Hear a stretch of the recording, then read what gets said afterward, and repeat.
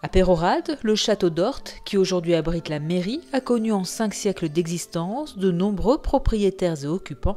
Une histoire riche contée lors d'un spectacle son et lumière. En fait, c'est donc mon adjointe à l'animation, donc Madame Rieg, qui a essayé de chercher quelque chose qui pourrait un peu rendre, je dirais, attrayant l'entrée à la mairie, parce que c'est vrai qu'il y a beaucoup de gens qui passent, qui prennent des photos. Est-ce que beaucoup de monde sait un petit peu l'historique du château? Je pense pas. Donc ça permet au moins je dirais, d'expliquer comment a fonctionné le château depuis sa création, quoi. Parce qu'en fait, on a les salles voûtées, c'est ce que disait tout à l'heure 1515, et puis après ça a été rasé, et puis on a remonté quelque chose dessus, quoi.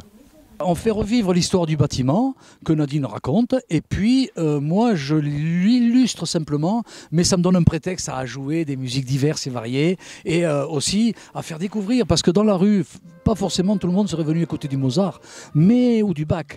Par contre, il n'est pas rare qu'on vienne me voir à la fin et qu'on me dise je n'aurais pas écouté du Bach, mais maintenant je vais peut-être en écouter parce que c'est très agréable. Et ça, c'est un petit point de gagné pour moi, par exemple, au niveau de la culture, par exemple.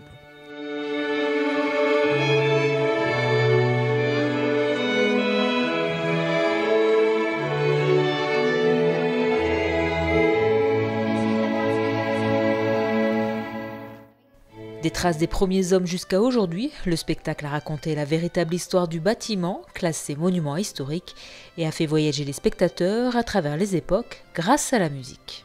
Au XIIIe, la rue Bastide est construite avec murailles et portes fortifiées, disparues aujourd'hui.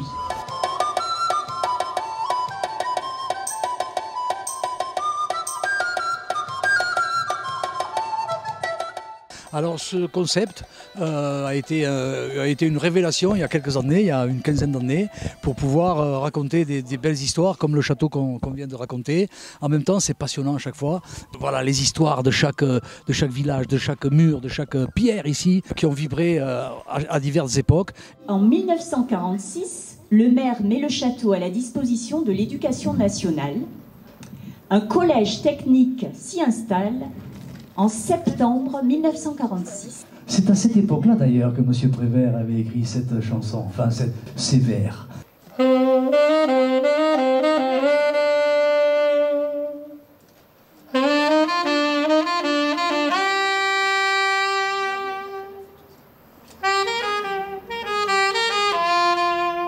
Très intéressant, en plus très animé. Bon, dommage que c'est vrai avec la conjoncture actuelle, il n'y avait pas beaucoup de monde. Mais sinon, je pense que c'est un spectacle qui fera encore en nouvelle, je dirais peut-être l'année prochaine ou à l'avenir, parce que je pense que ça peut amener beaucoup de monde et avec le dynamisme de l'équipe qui était là, je pense qu'on peut faire quelque chose de très sympathique.